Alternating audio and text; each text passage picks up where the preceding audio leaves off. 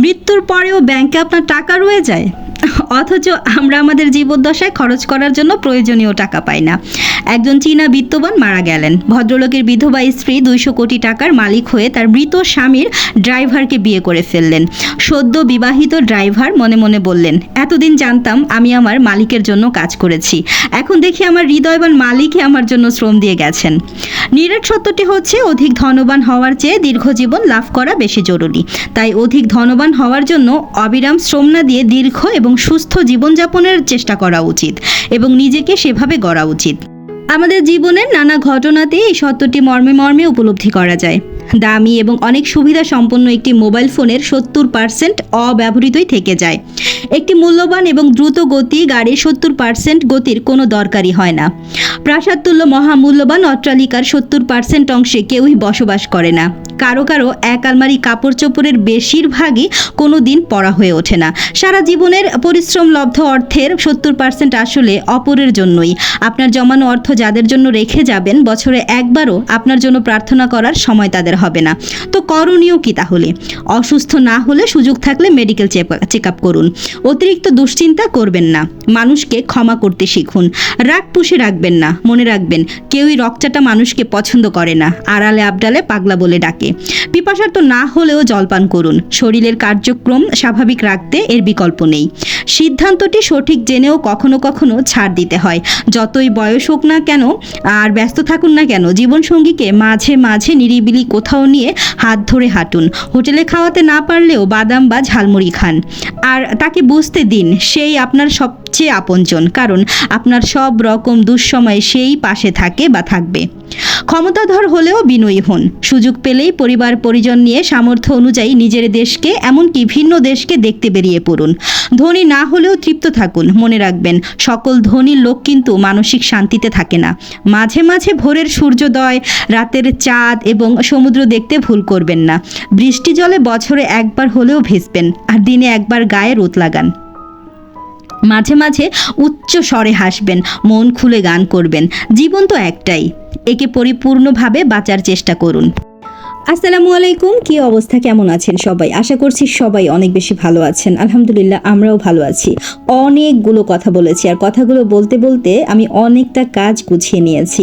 আজকে আপনাদের সাথে রান্নাবান্না কোনো কিছুই শেয়ার করতে যাচ্ছি না। আজকে আমি আমার ডাইনিং টেবিলটাকে সুন্দরভাবে একটু গুছিয়ে নেব। তো আসলে বেশ কিছুদিন হয়ে যায় ডাইনিং টেবিলের লুকটা একই রকম ছিল, তো ভাবলাম একটু চেঞ্জ করি। আর সেই সাথে আমি অফ ক্যামেরায় আমার ওভেন ক্যাবিনেটের উপরটাও সুন্দরভাবে একটু গুছিয়ে নিয়েছি। তো ডাইনিং টেবিলের ওপরে যে ম্যাট ছিল বা ক্লথটা ছিল, সব কিছু কিন্তু আমি চেঞ্জ করে দিয়েছি। তো এই কভারটা আমার খুব পছন্দের একটা কভার। আমি আসলে দেখেই এক দেখাতেই কিনে ফেলেছিলাম, আমার বেশ ভালো লেগেছিল। তো টেবিলে বেছানোর পরে আসলে কেমন লাগছে সেটা আমি বলবো না, সেটা আমি আপনাদের কাছে প্রশ্ন রেখে গেলাম। আপনারা আমাকে জানাবেন তো টেবিল কভারটা দেওয়ার পরে, বা আমি যে উপরে যে ম্যাটটা দিয়েছি এরপরে এখন আসলে কেমন লাগছে। আর উপরে যে ট্রান্সপারেন্ট পেপারটা দেখতে পাচ্ছেন, সেটা কিন্তু আমি অনলাইন থেকে একটা পেজ থেকে আর কি অর্ডার করেছিলাম। নর্মালি আমরা উপরে যে ট্রান্সপারেন্ট পেপারটা ব্যবহার করি, তো সেটা থেকে এটা একটু ডিফারেন্ট, কারণ এটার চারপাশ থেকে এক গোল্ডেন কালারের সুন্দর একটা পাইপিং দেওয়া ছিল। তো দেখতেও ভীষণ রকম ভালো লাগছিল। তো টেবিল তো সব কিছু টেবিলের আর কি গুছিয়ে নিয়েছি। এখন ওপরে আমি যেভাবে করে ফ্লাওয়ার ভাস, পানি, তারপর হচ্ছে আমি মগ রাখি পানি খাওয়ার জন্য, সব কিছুই দিয়ে দিচ্ছি। সব কিছুই পুরনো, নতুন করে জাস্ট একটু সাজিয়ে নেওয়া, আর কোনো কিছুই না।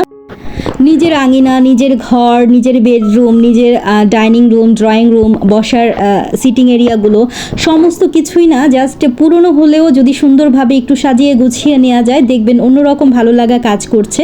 পরিপাটি করে রাখলেই তো শান্তি মিলে। আমাদের গৃহিণীদের আসলে তো এইটাই সবচেয়ে বড় কাজ, এটাই হচ্ছে সবচাইতে বড় অ্যাচিভমেন্ট, যে আমাদের ঘরটাকে আমরা কতটুকু সুন্দরভাবে পরিপাটি করে গুছিয়ে রাখতে পারি। তো যাই হোক, টেবিলটা গুছিয়ে নেওয়ার পর অফ ক্যামেরায় কিন্তু দুপুরে রান্নাবান্নাও করে নিয়েছি। তো আজকে রান্নাবান্না কোনো কিছুই শেয়ার করব না। আজকে আপনাদের সাথে আমি আমার মিনি সুইং মেশিনটা সম্পর্কে জানাবো। তো সেইটা নিয়ে অনেকেরই প্রশ্ন ছিল, অনেকে ডিটেলস জানতে চেয়েছেন। তো আপনাদের জন্য হচ্ছে আজকের ভিডিওটা আমি তৈরি করেছি। তো এই ভিডিওটা দেখলে আশা করছি আপনারা কিন্তু অনেক অনেক বেশি উপকৃত হবেন। এই ভিডিওর মাধ্যমে কিন্তু মিনি সুইং মেশিনটা সম্পর্কে অনেক অনেক তথ্যগুলো জানতে পারবেন। আর অফ ক্যামেরা রান্নাবান্না করে নিয়েছি, কারণ আজকে যেহেতু বাসায় অন্য কাজগুলো করেছি, এই কাজগুলো করতে গেলে আমি আবার রান্নাবান্নার কাজগুলো দেখা যায় ভিডিও শ্যুট করে আপনাদের মাঝে শেয়ার করব, সেইটা আর হয়ে ওঠে না। তো দুপুরে রান্নায় কচু রান্না করেছিলাম, চিংড়ি মাছ দিয়ে খেসারির ডাল ভর্তা করেছি, মুসুরির ডাল রান্না করেছি। যেদিন একটু কাজের চাপ বেশি থাকে সেদিন আমি ঝটপট করে 2-1টা আইটেম জাস্ট রান্না করে ফেলি। তো যাই হোক, রান্না বান্না খাওয়া দাওয়া সব কিছু তো শেষ। এখন হচ্ছে সন্ধ্যার দিকে, মাগরিবের পরে হচ্ছে ভিডিও ফুটেজটা ধারণ করেছি। তো আমার এই ছোট্ট সেলাই মেশিনটা আমি আপনাদের সাথে আরও 2-1বার শেয়ার করেছি। তো লাস্টে যেইবার আমি আর কি শেয়ার করেছিলাম তখন তো আমি আপনাদের সাথে সব কিছু ডিটেলসে শেয়ার করতে পারিনি। তখন আমার মেশিনটা একটা প্রবলেম দেখা দিয়েছিল, সেটা হচ্ছে নিচের ববিনের সাথে যে সুতোটা থাকে কোনোভাবে আমি সেই সুতোটাকে উঠাতে পারছিলাম না। তো পরবর্তীতে কিন্তু আমি নিজেই টিউটোরিয়াল দেখে ঠিক করেছি মেশিনটা, মাশাআল্লাহ খুব সুন্দরভাবে ঠিক হয়ে গিয়েছে। আসলে টুকিটাকি এরকম জিনিসপত্রগুলো, এই কাজগুলো আর কি বিশেষ করে নিজেদেরই জেনে রাখা ভালো, তাহলে আর একদম টেনশন লাগে না। এটা যদি আমি না জানতাম আমার অনেক টেনশন হতো যে আমি এটা এখন নিয়ে কোথায় যাব, কয় টাকা লাগে। আর এই টাইপের মেশিনগুলো যেহেতু অ্যাভেলেবেল না, তাই এটা কিন্তু ঠিক করাটাও একটু কষ্টকর হয়ে যায়। আর মিস্ত্রির কাছে নিলে কিন্তু তারা একটা ভয় ঢুকিয়ে দেয় ভিতরে। তো যাই হোক, আমি মেশিনটাকে সুন্দরভাবে ঠিক করে নিয়েছি। আমি জাস্ট একটা টিউটোরিয়াল ভিডিও দেখেছিলাম, সেটা দেখার পরেই হচ্ছে আমি সুন্দরভাবে কিন্তু সেট করে নিয়েছি, আপনাদের সাথে জাস্ট শেয়ার করছি। এখন কিভাবে করে সুতাটা উঠে যায় সেটা কিন্তু আপনারা যদি একটু খেয়াল করেন তাহলেই বুঝতে পারবেন। আরেকটা ভিডিওতে আমি যে দেখিয়েছিলাম, কোনোভাবেই আমি সুতাটা কিন্তু উঠাতে পারছিলাম না, বারবারই মনে হচ্ছিল যে প্রবলেম হচ্ছে আর কি। অনেকবার ট্রাই করেছি তারপরও পারিনি। এখন কিন্তু খুব সুন্দরভাবে সুতাটা উঠে যাবে। তো আপনারা ভিডিওটা দেখতে থাকুন, তারপর আমি কি বানিয়েছি সব কিছুই তো আপনাদের সাথে শেয়ার করব। তো এই যে আপনারা খেয়াল করেছেন, আমি নতুন করে আবার খুলে ববিন কেসের মধ্যে হচ্ছে সুতার ববিনটা দিয়ে দিলাম। তারপর হচ্ছে সামনের দিকে একটা ছোট্ট চিকন অংশ আছে, ওইখান দিয়ে সুতোটা ভরে দিয়েছি। তারপর আমি উপরের অংশটা ক্লোজ করে দিয়ে তারপর এখন এই যে দেখতে পাচ্ছেন, তো সুতোটা আমি হাত দিয়ে ধরে রাখবো। আর ডান সাইডে কিন্তু এখানে একটা বাটন আছে বা গোল রেগুলেটরের মতো আছে, ওইটা দিয়ে জাস্ট প্রেস করলেই কিন্তু সুতাটা উঠে যাবে। খুব সহজেই কিন্তু উঠিয়ে ফেলা যায়, আর খুবই সহজভাবে এটা দিয়ে কিন্তু সেলাই করা যায়। আমার তো খুব ভালো লেগেছে। সংসারের অনেক অনেক কাজ থাকে, অনেক সেলাইয়ের ছোট ছোট কাজ থাকে, যেগুলো দেখা যায় আমরা টেলারের দোকানে নিয়ে যাই, তাদের দিয়ে সেলাই করাতে গেলে টাকাও যেমন বেশি নেয়, আবার দেখা যায় কি যে মন মতো হয়ও না, অনেক সময় অনেক কাজ মন মতো আর কি করে দেয় না। তো সেই ঝামেলা থেকে মুক্তি পেতেই মূলত এরকম সুন্দর কিউট একটা সেলাই মেশিন কিন্তু খুবই দরকার হয়। তো আমি এখানে দেখতে পাচ্ছেন গজ কাপড় কিনেছি, লেস কিনে নিয়ে এসেছি। তো এইটা দিয়ে কি করব সেটা তো আপনাদের সাথে অবশ্যই শেয়ার করব। তার আগে চলুন মেশিনটা কিভাবে সেট করতে হয়। এখানে হচ্ছে 2টা ক্যাবেল থাকবে, একটা হচ্ছে চার্জে দেওয়ার জন্য, মানে সরাসরি লাইনে দেওয়ার জন্য, আর এটা হচ্ছে প্যাডেল, পা দিয়ে চালানো যাবে। এছাড়া কিন্তু মেশিনের নিচের অংশে 4টা পেন্সিল ব্যাটারি দিয়েও কিন্তু কাজটা করা যাবে, আপনি একদম অটো চালাতে পারবেন। তো যাই হোক, আমি এখন সরাসরি চলে এসেছি আমার লিভিং রুমে। সেইখানে যে টি টেবিলটা আছে সেটার উপরে রেখে আমি লাইনটা দিয়ে এখন কাজটা শুরু করব। তো আমি ওই দিন আপনাদের সাথে শেয়ার করেছিলাম যে আমি এখানে কিছু চেক প্রিন্টের কাপড় ছিল আমার বাসায়, এগুলো পুরনো কাপড় আগেই ছিল, আগে কিনে রেখেছিলাম। তো সেগুলো দিয়ে আমি একটা কাজ করেছিলাম। তো কাজটা এখন আর কি ওই কাজটা আমার আর করা হচ্ছিল না। ভেবেছিলাম যে এই কাপড়গুলো ফেলে না দিয়ে এগুলো দিয়ে ছোট ছোট করে ম্যাট বানিয়ে ফেলি, বা আমি যে ইন্ডাকশন চুলাটা ব্যবহার করছি সেটার উপরে একটা কভারের মতো বা উপরে জাস্ট বিছিয়ে দেওয়ার মতো একটা ম্যাট তৈরি করে ফেলি। আর আমার কাছে এক্সট্রা কিছু লেস আগেই কিনে রেখেছিলাম, সেগুলো দিয়ে সুন্দরভাবে হচ্ছে আমি বানিয়ে ফেলবো। তো সেইটাই প্রথমে বানাবো। তো আমি ডাবলিং করে হচ্ছে কাপড়টা নিয়েছি, এখানে 2 ভাঁজ করে, দেখতেই পাচ্ছেন। আর সেলাইটা কতটা সুন্দর হয়েছে, কতটা পারফেক্ট হয়েছে সেটা নিশ্চয়ই আপনারা খেয়াল করেছেন। এখন আমি কাপড়টার ওপরে একদম যে সাদা চওড়া লেসগুলো কিনেছিলাম সেই লেসগুলো দিয়ে হচ্ছে সুন্দরভাবে সেলাই করে ফেলবো। আর এই কাজগুলো করা কিন্তু খুবই সহজ আর কি, খুব সহজভাবে করে নেওয়া যায়। যারা সেলাইয়ের কাজ জানেন তারা তো জানেনই, আর যারা জানেন না তারাও কিন্তু এই ছোট্ট কিউট মেশিনটা দিয়ে ইচ্ছে করলে এরকম সুন্দর সুন্দর জিনিসগুলো বানিয়ে ফেলতে পারবেন। তো দেখতেই পাচ্ছেন আমি লেসটাকে সুন্দরভাবে একটু লাগিয়ে দিচ্ছি, কোনো রকম কাটাকাটি করছি না, সরাসরি লেসটাকে ভাঁজ করে কর্নারে এনে আমি জাস্ট বোটে তারপর হচ্ছে লাগিয়ে দেব। তো ইন্ডাকশন চুলার উপরে যে কভারটা আছে সেটা কিন্তু আমার সেলাই করা হয়ে গেছে। এখন এই যে নতুন গজ কাপড়টা কিনেছিলাম সেটা দিয়েও আমি যে কাজটা করব সেটাও এই যে দেখতে পাচ্ছেন সেলাই করে নিচ্ছি। এখানেও কিন্তু লেস দিয়ে সুন্দরভাবে একটু ডিজাইন করে নিচ্ছি আমি। আর কাজটা করতে করতেই কারেন্ট চলে গিয়েছিল, তো তার পরবর্তীতে আসলে ওইভাবে করে তো আর করতে পারিনি, এরপর কিন্তু আমাকে রেখে দিতে হয়েছে। তো যাই হোক, এরপর আবার এই যে দেখতে পাচ্ছেন কারেন্ট চলে আসার পরে কিন্তু আমি বাকি কাজটুকু করে নিচ্ছি। তো আপনার যদি পেন্সিল ব্যাটারি থাকে তাহলে কিন্তু কারেন্ট চলে গেলেও আপনি কাজটা করে নিতে পারবেন। তো যাই হোক, তো ফাইনালি আমার কাজটা কিন্তু কমপ্লিট হয়ে গেল।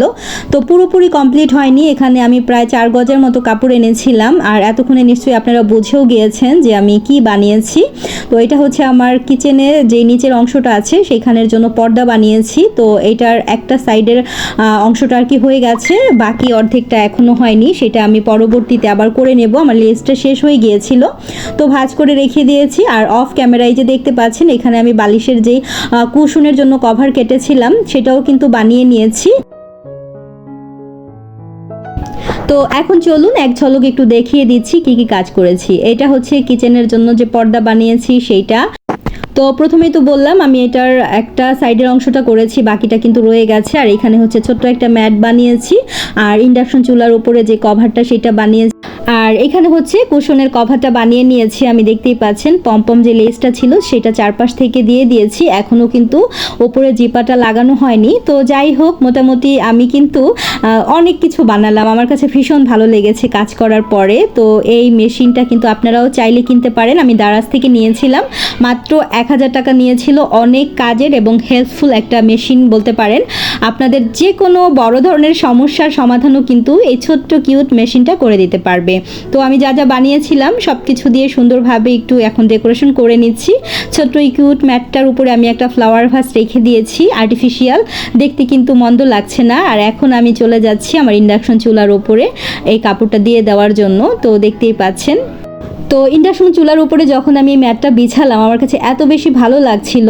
তো যাই হোক, আমি পরবর্তী কোনো সময় আরও অনেক কিছু বানাবো, আস্তে আস্তে আপনাদের সাথে শেয়ার করব। আসলে অনেক কাজ আমি দেখা যায় করতে চাই, সময়ের জন্য আর কি করে উঠতে পারি না।